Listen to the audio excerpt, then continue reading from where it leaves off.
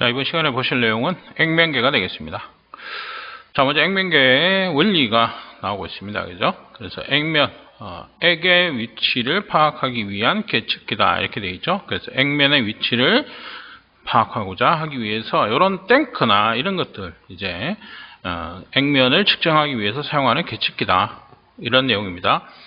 그 다음에 액면계의 구비 조건. 자, 요거는 체크해 두시고, 요거는 문제가 꼭 나오는 문제입니다. 그래서 액면계의 어떤 구비 조건. 그러니까 앞에서 보면 우리가 온도계, 계측기가 이렇게 나오는데, 기본적인 구비 조건은 비슷비슷합니다. 그렇지만 이제 구비 조건 요사체는 문제가 자주 나오는 거죠. 그래서 연속 측정이 가능해야 하고, 지시, 기록, 원격 측정이 가능할 것, 자동 제어 장치의 적용이 가능할 것, 구조가 간단하고 조작이 용이할 것, 이런 것들이 있다. 그래서 여기서 이제 틀린 거, 이런 식으로 보기를 틀리게 하는 거죠. 연속 측정이 불가능할, 할 것, 이런 것들 있죠. 그래, 바꿔서 이렇게 냅니다. 그래서 구비 조건 이런 걸 한번 읽어보시면 또 충분히 알 수 있는 그런 내용입니다. 자, 그래서 이게 문제 나오는 걸 한번 보죠. 자, 공업운영 액면계가 갖추어야 할 구비 조건에 해당되지 않는 것은 이렇게 나옵니다. 그죠? 그래서 비연속적 측정이라도 정확해야 할 것. 이렇게 되어 있는데, 액면계는 뭡니까? 연속적으로 측정을 해야 된다. 그죠? 그래서 탱크 안에 액이 이렇게 들어가 있으면 사용하는 거에 따라서 내려가기도 하고, 또 보충하면 올라오기도 하고, 이렇게 수시로 변화를 하겠죠. 수시로 변화를 하는 어떤 그런 액면을 측정한다 이러면은 연속적인 거죠. 내려가면 내려간 대로, 올라오면 올라온 대로 계속 측정을 할 수 있어야 됩니다. 그죠? 예. 그걸 얘기를 하는 거죠. 그래서 연속적 측정이 가능해야 된다. 이런 내용이 되겠습니다. 그래서 이런 식으로 해서 우리가 구비 조건 문제가 나올 수가 있다. 마찬가지 액면계 우리가 직접식, 간접식 마찬가지가 되겠죠. 그래서 직접식이라는 것은 액의 변이를 바로 직접적으로 우리가 알 수 있는 그런 형태의 액면계가 되겠습니다. 먼저 직관식, 유리관식 액면계다 이렇게 되어 있는데, 자, 경질의 유리관을 탱크에 부착해서 내부의 액면을 직접 확인할 수 있는 것으로 자동제어에 적용하기가 어렵다. 자, 이 내용 자동제어에 적용하기 어렵다. 그죠? 요거 좀 기억해 두시고. 그래서 유리관식 액면계 같은 경우는, 그죠? 자동 제어가 적용하기 어렵다. 이것도 이제 문제가 이렇게 나오는, 문제가 있습니다. 그래서 한번 보시고. 그러니까 직접식 액면계 중에서 자동 제어 적용이 어려운 액면계를 찾으시오. 이런 게 있습니다. 그때 이제 우리가, 유리관식 액면계, 요걸 찾는 그런 형태다. 이렇게 보시면 되겠습니다. 그 다음에 플로트식. 플로트식은 물 위에 떠 있는 플로트, 부자. 그죠? 우리 화장실 변기 이렇게 물 차 있는데 보면 물 채워놓고 이렇게 부자. 공을 띄워놓죠? 그래서 이 변이에 따라서, 이게 오락내리락 하는 변이에 따라서 우리가 액면을 측정하는 것이다. 구조가 간단하다. 이렇게 되어 있죠? 그래서, 공업용으로 널리 쓰이는 것이다. 자, 그 다음에 검척식. 이렇게 나옵니다. 그래서 검척막대로 직접 액면까지 길이를 재서 측정한다. 이렇게 되어 있습니다. 그래서 직접식, 그러니까 이것도 마찬가지인데 직접식 액면계가 아닌 것은 이런 거 있죠. 이런 게 충분히 나올 수 있는 문제고요. 그러면 이 세 개 외에 다른가 하나. 그 다음에 직접식 액면계 중에서 우리가 자동제어에, 다음 액면계 중에서 자동제어에 적용이 어려운 액면계를 찾으시오. 이러면은 우리가 유리관식 이렇게 문제가 나올 수 있다. 이렇게 보시면 되겠습니다. 자, 그 다음에 이제 간접식. 간접식은 우리가 다른 걸 측정을 하는 거죠. 다른 걸 측정해서 그 액면을 유출을 할 수 있는 그런 형태다. 이렇게 보시면 됩니다. 그래서 압력식의 경우 첫 번째 나오는 거. 자, 액체의 높이에 따라 변화하는 압력. 그죠? 그래서 압력 자체가 우리가 높이의 비중으로 우리 계산이 됩니다. 그죠? 그래서 높이에 따라서 압력값이 틀려지니까 그 압력에 따라서 우리가 측정을 해서 지금 어느 정도 있구나. 이런 내용입니다. 그러면은 압력을 측정하는 것 자체가 이게 뭡니까? 압력식 액면계의 작동, 원리가 되겠죠. 작동 원리. 그래서 이제 이런 원리에 관한 문제도 나오기 때문에 어떤 원리를 이용해서, 압력을 이용해서 측정하는, 액면을 측정하는 액면계는 뭐냐? 이렇게 원리를 물어보는 문제도 있다는 겁니다. 자, 초음파식 이라면은, 자, 초음파가 예리한 지향성을 가지고 매질의 밀도가 변화하는 면에서는 빛과 같은 반사하는 성질을 이용한다 이렇게 되어 있죠. 그래서 초음파를 이용해서 액면을 측정한다 이러면 이게 초음파식 액면계입니다. 이 문제가 간단한 겁니다. 그죠? 그래서 원리 자체는 이제 빛과 같이 반사하는 성질 이용한 것이고 초음파를 이용한 것이다 이렇게 되겠습니다. 그 다음에 정전 용량식 이렇게 나오는데 정전 용량 검출 프로브 우리 탐사침 이렇게 나오고 있습니다. 탐사침을 액 중에 넣어서 검출되는 정전 용량으로 액의 양 및 액의 위치를 측정하는 방법이다. 그러니까 전전 용량을 이용한 방식이기 때문에 요거는 이제 원리가 되겠고요. 정전 용량을 이용한 것이다 이렇게 되겠고, 그 다음에 이제 요 정전 용량식 같은 경우는 또 이제 문제 나올 수 있는 게 뭐냐면 탐사침 이 프로브를 얘기하고 있습니다. 그래서 문제 자체는 뭐 쭉 설명이 이렇게 나오죠. 그래서 탐사침을 넣어서 뭐 뭔가를 측정해서 뭐 검출하는 액면계는 뭐냐 이렇게 물어보는 게 있습니다. 그게 탐사침이라면 우리가 정전 용량식 요거를 우리가 이꼬를 시킬 수 있어야 된다. 그죠? 그래서 탐사침으로 하는 것이다. 이런 내용이 되겠습니다.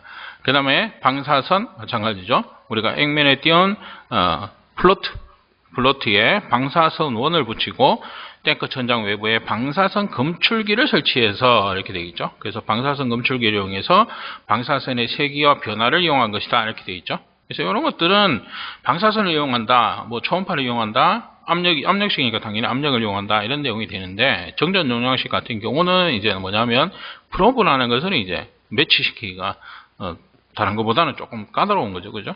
예, 그래서 탐사침을 이용해서 측정하는 방식이라면 정전 용량식이 되겠고, 뭐 원리가 쭉 나올 겁니다, 그죠? 그러니까 다음 뭐 액면계의 검출 원리로 틀린 것을 찾아라 이렇게 나왔을 때 압력식은 압력을 뭐 이용한다 이렇게 나오고, 초음파식은 뭐 초음파에 뭐 빛을 반사하는 성질을 이용한다 이렇게 나올 것이고, 뭐 그렇게 나왔을 때 틀린 걸 찾을 수 있어야 된다 이런 내용이 되겠습니다. 예. 자, 그 다음에 넘어가서 이제 차압식 마찬가지 우리가 지금 나오는 것이 간접식입니다. 그죠? 간접식의 종류 중에 차압식이 되겠습니다. 마찬가지 용어 그대로죠. 차압, 압력의 차이를 이용한다 이거죠. 햄프슨식이다 이렇게 얘기를 하고 있는데, 자, 탱크 내의 액면 측정 원리다 이렇게 되어 있는데, 지금 보시면 유체 액면을 차압계에 의해서 유체 액면을 측정하는데 특히 고압 밀폐 탱크 측정에 적합하다. 요거 같은 경우도 요거 고압 밀폐 탱크 측정에 적합. 요 내용을 기억해 두시면 됩니다. 그죠? 예. 그래서 차압식 또는 햄프슨식 이렇게 되겠죠? 그래서 고압 밀폐 탱크 측정에 적합한 액면계의 형식은 뭐냐 이렇게 물어봤을 때 우리가 차압식 또는 햄프슨식 이렇게 찾을 수 있어야 된다는 겁니다. 그 다음에 편의식 나오죠. 플로트의 부력으로 액면을 측정한다. 예, 플로트의 부력인데 이 자체가 이제 문제가 나올 때는 뭐냐면 우리가 원리를 설명할 때는 이게 뭡니까? 아르키메데스 원리를 이용한 액면계다 이런 내용이 되겠죠. 그래서 아르키메데스의 원리를 이용해서 액면을 측정하는 방식이라면 우리가 편의식 액면계가 되겠다. 이렇게 찾으시면 되겠습니다. 자, 그 다음에 기포식 이렇게 나오죠. 탱크에 삽입된 파이프에 보내지는 공기압을 측정해서 액면의 높이를 계산한다 이렇게 되어 있습니다. 자, 그 다음에 슬립 튜브식 나오고 있죠. 지름이 작은 스테인리스 관을 상하로 움직여 관 내에 분출하는 가스 상태와 액체 상태의 경계면을 찾아 액면을 측정한다 이렇게 됩니다. 그래서 이제 이것도 보면은 좀 주의하실 게, 참고적으로 보시면 이 자체는 그러니까 우리가 가스가 방출됐을 때, 액면계로부터 우리가 가스가 방출됐을 때 인하나 중독, 그죠? 중독의 어떤 우려가 없는 곳에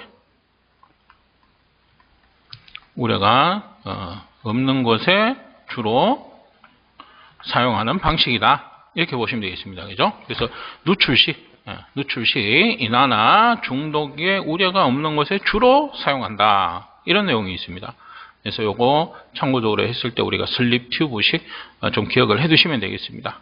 그 다음에 저항 전극식 이렇게 나오죠. 그래서 전극 간의 저항 변화를 이용한 방식이다 이렇게 되어 있습니다. 자, 그래서 우리 간단하게 문제 한번 보시면은, 자, 산소 또는 불활성 가스 초저온 저장 탱크의 경우에 한정하여 사용이 가능한 액면계는 이렇게 되어 있습니다. 그러니까 여기에 한정해서 사용한다는 것은 다른 데는 사용을 안 한다는 거겠죠. 그죠? 예, 그래서 이거 같은 경우는 이제 뭐냐면 우리가 환형 유리제 액면계가 되겠습니다. 환형 유리제 액면계. 그러니까 요거 자체는 뭐냐면 유리로 환형 유리제이기 때문에 이제 누설이 됐을 경우에 그죠? 파손으로 인해서 위험을 초래할 수 있다는 겁니다. 그죠? 그래서 보통 우리가 냉매 시설비 같은 경우 뭐 그런 얘기를 합니다. 문제에서도 나오는 내용인데 우리가 가연성 가스, 가연성 또는 우리가 독성 가스. 자, 이것을 우리가 냉매로 사용하는 냉매 설비가 있겠죠. 냉동 설비가 냉매로 우리가 사용하는 설비에는 뭡니까? 사용할 수가 없다. 그러니까 다른 데는 사용할 수가 없고 뭐냐? 산소 또는 불활성 가스의 초저온 저장 탱크의 경우에 한정해서 사용한다. 그러니까 여기에 한해서만 쓸 수 있다. 다른 데는 사용을 못한다. 그런 내용입니다. 그래서 환형 유리제 액면계. 자, 이렇게 보시면 되겠습니다. 자, 마찬가지 지금 나오는 거죠. 여기 또 설명이 있네요. 그죠? 문제 나왔던 게 여기 있네요. 자, 냉매 설비에는 안전을 확보하기 위해서 액면계를 설치해야 하는데 가연성 또는 독성 가스를 냉매로 사용하는 수액기에 사용할 수 없는 액면계는 이렇게 나왔던 게 앞에서 나왔던 환형 유리제 수면계가 되겠습니다. 그래서 이 환형 유리제 수면계 같은 경우에는 지금 같은 경우 그 파손으로 인해서 문제가 생긴다는 겁니다. 그래서 이거 같은 경우는 앞에서 나왔던 문제 중에 뭡니까? 산소 또는 불활성 가스 초저온 저장 탱크의 경우에 한정해서 사용이 가능하다. 이렇게 설명하고 있는 내용이 되겠습니다.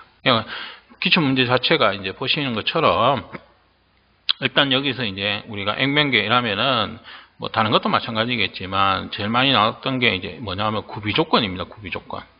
그죠? 구비 조건 뭐 이런 것들이 나오고요. 그 다음에 원리, 그죠? 작동 원리에 따라서 어떤 액면계냐 이렇게 그죠?